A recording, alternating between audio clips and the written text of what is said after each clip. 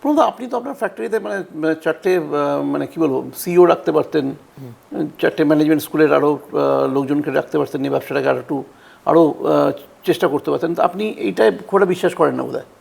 না, বিশ্বাস করি না সেটাও না, আবার তাদের নলেজটা হচ্ছে শুধু পড়াশোনার নলেজ, প্র্যাকটিক্যাল নলেজ কারোর নেই।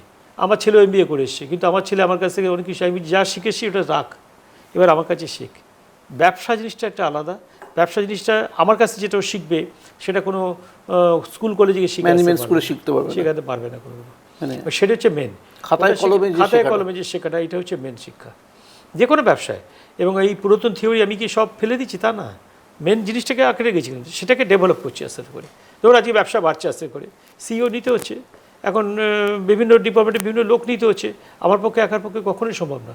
এবং এই সমষ্টিগত লোক নিয়ে এদেরকে নিয়ে সবসময় ঠিকমতো করে আলোচনা করা, মিটিং করা, তাদেরকে ট্রেন্ড তৈরি করা, এইটাই হচ্ছে এখন আমার কাজ। তারা যদি ট্রেন্ড নয়, আমার বয়স হয়ে যাচ্ছে, আমি আপনার ভিশনটাকে ওদেরকে দেওয়া আর কি। হ্যাঁ, এবং আমি যখন থাকবো না তখন যেন বিজনেসটা ঠিকমতো থাকে, তাহলেই আমার শান্তি। এছাড়া তো আমি একা করে গেলাম, তারপরে আমার পর এটা নষ্ট হয়ে গেলো, সেটা তো ঠিক না। তো সেই জন্যই নতুন লোক ট্রেন্ড করতে হচ্ছে, তাকে তৈরি করতে। বিজনেস বড় হয়ে গেলে একার পক্ষে সম্ভব না। যত ব্যবসা বড় হচ্ছে তত আস্তে আস্তে করে আমাকে সেই ধরনের লোক রাখতে হচ্ছে, লোকটাকে রাখলেই আমি তাকে ট্রেন করতে হচ্ছে।